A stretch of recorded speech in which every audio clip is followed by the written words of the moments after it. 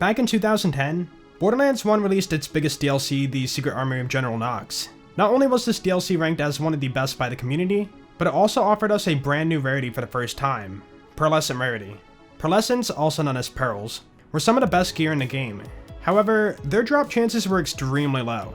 You could farm all day long and not even find a single pearl drop. For some people, this was a pretty big turnoff. Why devote so much time into farming something that will almost never drop? For many, including myself, it isn't about getting the pearl in a reasonable amount of time. It's the thrill of the hunt that makes it exciting and fun to do. When a pearl drop does finally happen, you are hit with a rush of excitement. Even to this day, many people are still playing this 12-year-old game and hunting for pearls. It's a staple of Borderlands 1. Without the implementation of pearls, Borderlands 1 would have fully died out a long time ago. Okay, let's cycle forward a bit. Borderlands 2 drops and brought back the Pearlescent Rarity in a couple of DLCs. These pearls were pretty rare to find, but not as rare as they were in Borderlands 1. Nonetheless, they still could take many hours to find if you're looking for a specific one. The problem is, pearlescent gear mostly sucked in Borderlands 2. I mean, there were a few good ones, but most of them were flat out terrible. They didn't deliver the right amount of damage to take on the endgame content. Remember, these are weapons that dropped at endgame and did not work for endgame. This immediately killed the hype for finding pearl drops. Cycle forward again, and Borderlands 3 drops. This time though, pearlescents did not return. From BL1 to BL3, pearls slowly died out of existence and faded into a memory. Or maybe pearls did return in Borderlands 3, but they were so extremely rare that nobody's found one to this day. Alright, I'm being dramatic there. Obviously, data miners already examined the game data and found that pearls were no more. I guess the question is, should pearls return to the future Borderlands titles? Pearls got a bad rap over time. I think that was one of the major reasons they were not brought back to Borderlands 3. They started out awesome in Borderlands 1, degraded in Borderlands 2, and eventually they left the franchise.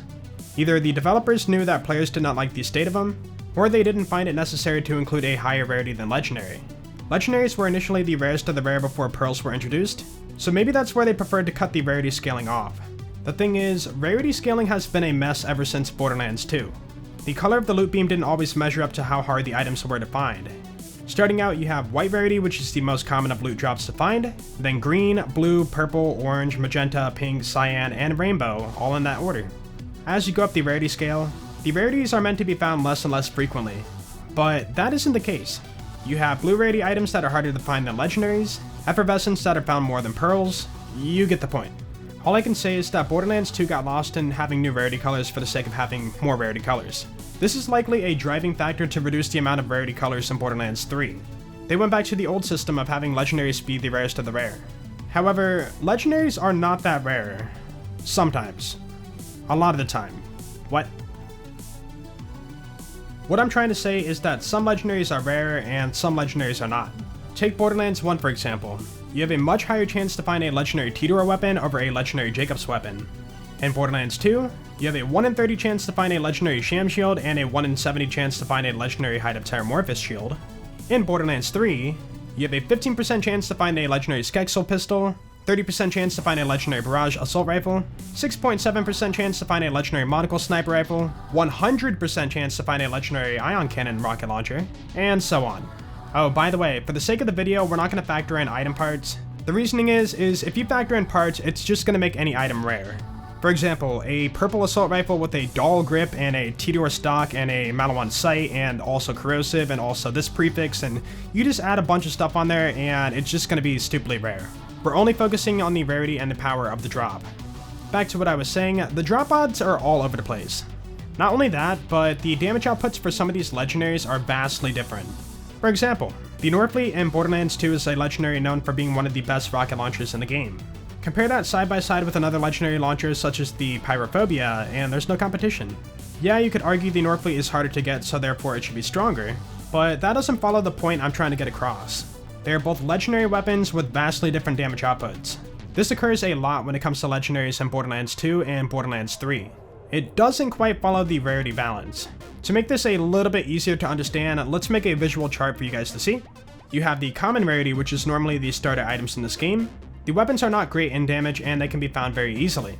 Then you have green, blue, and purple rarity, which have slightly more damage than each other and become harder to find. Then you have legendary rarity, which jumps all over the place in terms of damage and how often they drop. Some heavily overperform and some underperform. This is why I believe that Pearlescent Rarity needs to make a return in the future titles. Rarity colors have been based on a balance of how strong and rare the item is.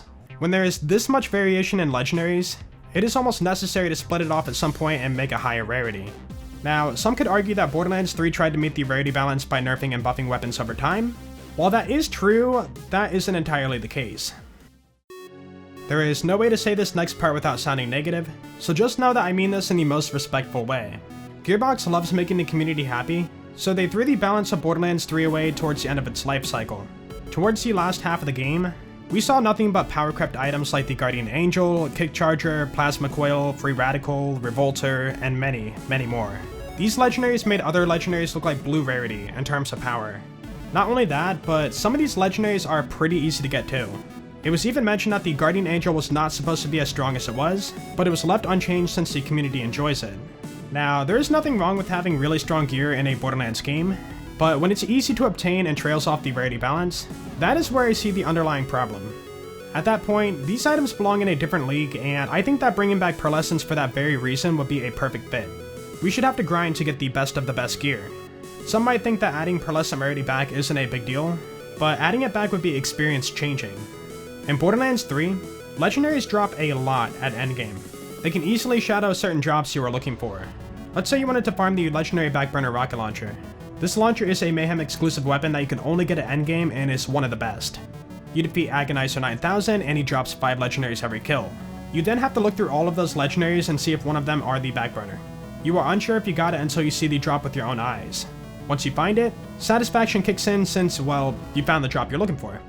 Now picture this. Imagine they changed the Backburner to a Pearlescent. Instead of being teased with multiple legendary beams that might be the Backburner after every kill, you would be able to spot that cyan glow instantly and know you got it. Excitement sets in instantly. It's a powerful effect that can be achieved just by changing the color of the weapon rarity. This would also place the Backburner in a better spot on the rarity scale in terms of power. It's like going fishing and catching a golden fish. It's like finding a magical lamp and getting 4 wishes. It's like... okay, I'm being dramatic again. Let's close out the video. In conclusion, the Borderlands franchise would benefit from bringing Pearlescence back.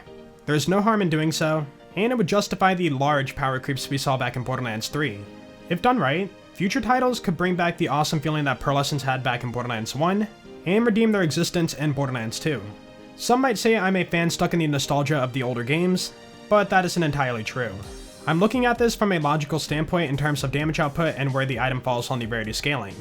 A little damage fluctuation here and there is fine. In fact, white, green, blue, and purple gear follows that extremely well. But when the damage varies by a landslide, that is where specific legendaries need adjustments in terms of power or how rare they are, or simply placing them higher on the rarity scale. Also, we need something rare to hunt for because most of the legendaries in the franchise can be found within an hour of farming. By giving us this hunt, it would encourage us to grind out the endgame and extend the life cycle of the game. We want Borderlands to be a game we can play until the end of time, so we need a reason to do so. Let me know in the comments below what you guys think about Pearlescence. Should they return or should they not? Anyways, I hope you guys enjoyed the video, and of course if you did, then please be sure to leave a like because that'd be awesome. And if you guys really enjoyed it, be sure to sub. You guys have a great day, and I will see you all later. Peace out.